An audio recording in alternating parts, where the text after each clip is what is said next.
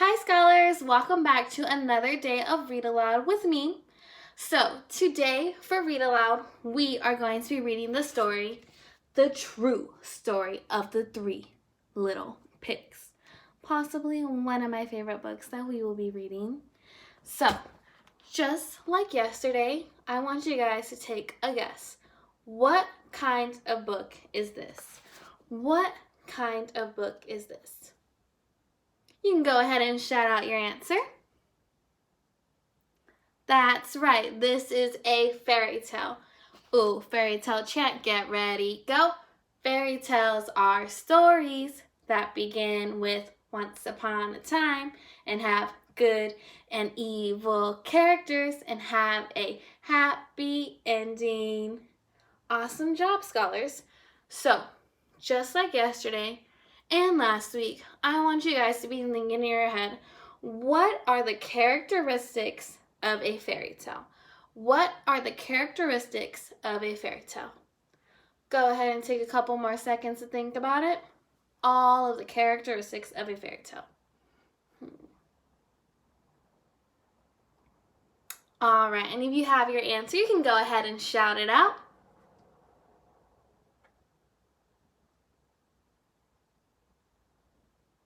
Yeah, so the characteristics of a fairy tale are that they begin with once upon a time, have good and evil characters, have a happy ending, they have a problem, and they have events that occur in three. So, just like yesterday and last week, I want you guys to be looking for the looking and listening for the characteristics of a fairy tale while we're reading this story. Got it? Awesome. All right, let's start reading. The True Story of the Three Little Pigs. Everybody knows the story of the three little pigs. Or at least they think they do. But I'll let you in on a little secret. Nobody knows the real story because nobody has ever heard my side of the story. I'm the wolf, Alexander T. Wolf. You can call me Al. I don't know how this whole big bad wolf thing got started, but it's all wrong. Maybe it's because of our diet. Hey, it's not my fault wolves eat cute little animals like bunnies, sheep, and pigs. That's just the way we are. If cheeseburgers were cute, folks would probably think you were big and bad too.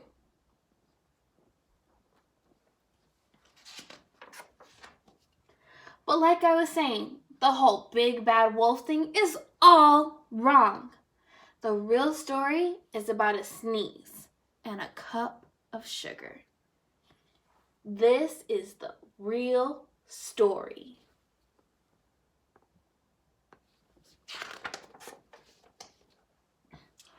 Way back in once upon a time, I was making a birthday cake for my dear old granny. I had a terrible sneezing cold. I ran out of sugar.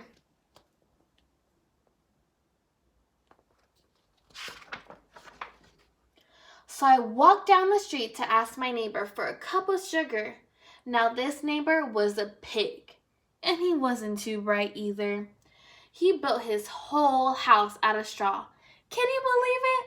I mean, who in his right mind will build a house of straw?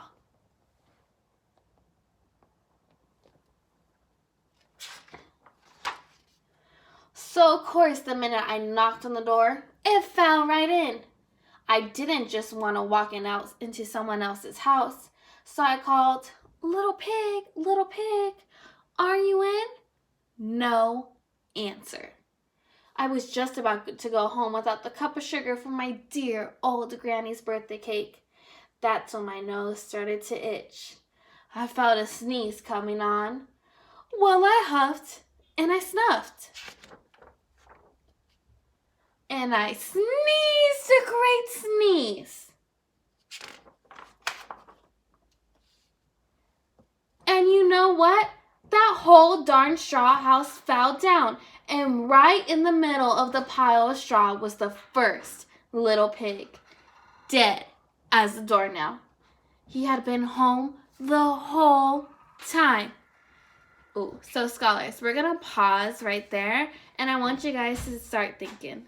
Start thinking. Start thinking.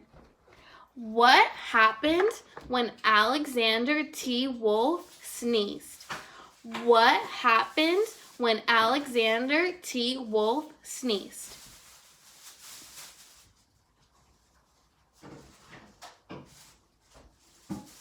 All right, you can go ahead and shout out your answer.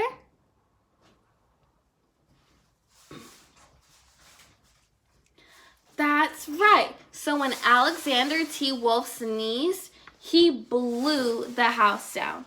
We know that because in our story in the text, it says, oops, and you know what? The whole darn straw house fell down.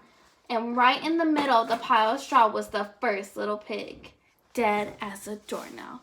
So that's how we know what happened when Alexander T. Wolf sneezed. He blew the whole house down, and the little pig was dead. Oh my goodness. Let's keep on reading.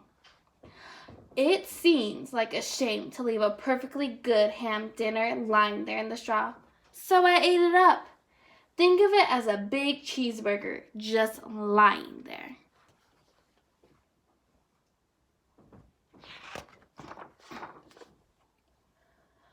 I was feeling a little better, but I didn't have my cup of sugar, so I went to the next neighbor's house. This neighbor was the first little pig's brother. He was a little smarter, but not too much. He had built his house of sticks. I rang the doorbell on the stick house. Ding dong. Nobody answered. I called, "Mr. Pig, Mr. Pig, are you in?" He yelled back, "Go away, Wolf. You can't come in. I'm shaving the hairs on my chinny chin chin." I had just grabbed the doorknob when I felt another sneeze coming on. I huffed and I snuffed and I tried to cover my mouth, but I sneezed a great sneeze. And you're not going to believe it, but this guy's house fell down just like his brother's. When the dust cleared, there was the second little pig, dead as a doornail. Wolf's honor.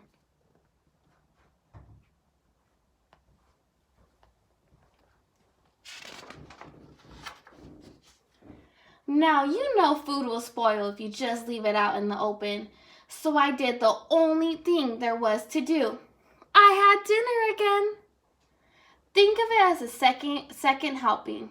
I was getting awfully full, but my cold was feeling a little bit better.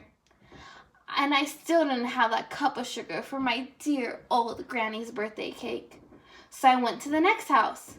This guy was the first and second little pig's brother. He must have had the brains in the family. He had built his house of bricks.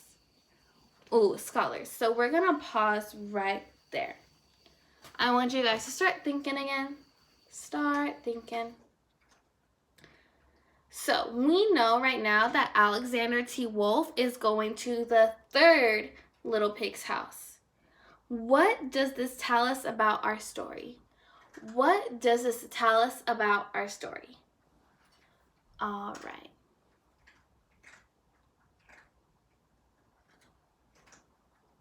And if you have your answer, you can go ahead and shout it out.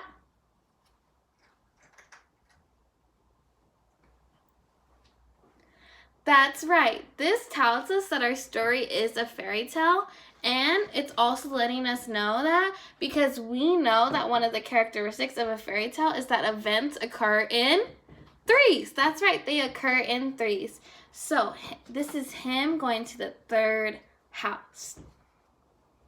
All right, let's continue. I knocked on the brick house. No answer. I called, "Mr. Pig, Mr. Pig, are you in?" And do you know what that rude little porker answered? "Get out of here, Wolf. Don't bother me again." Talk about impolite. He probably had a whole sack full of sugar, and he wouldn't give me even one little cup for my dear, sweet old granny's birthday cake. What a pig! I was just about to go home and maybe make a nice birthday card instead of a cake when I felt my cold coming on. I huffed, and I snuffed, and I sneezed once again. Then the third little pig yelled, "And your old granny can sit on a pin." Now, I'm usually a pretty calm fellow, but when somebody talks about my granny like that, I go a little crazy. When the cops drove up, of course I was trying to break down this pig's door, and the whole time I was huffing and puffing and sneezing and making a real scene.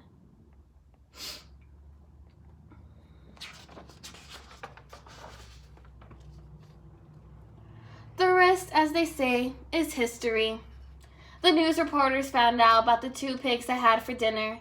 They figured a sick guy going to borrow a cup of sugar didn't sound very exciting, so they jazzed up the story with all that huff and puff and blow your house down, and they made me the big bad wolf. That's it, the real story. I was framed.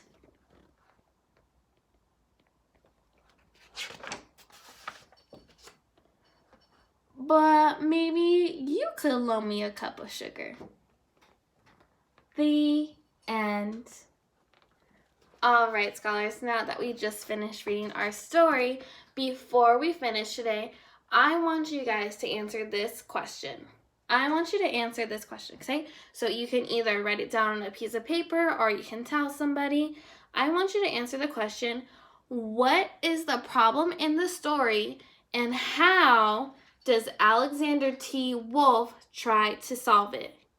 What is the problem in the story and how does Alexander T. Wolf try to solve it? Got it? And remember, when you're answering your question, you should be using your race response. So you should always be restating your question, answering your question, citing your evidence using your text, because remember, we're first graders. We don't use the picture. We use our text. So citing your text evidence and then explaining your text evidence. Got it? Awesome. So thank you for coming and tuning in today, you guys. And I can't wait for you guys to come back tomorrow and see what book we're reading. Bye.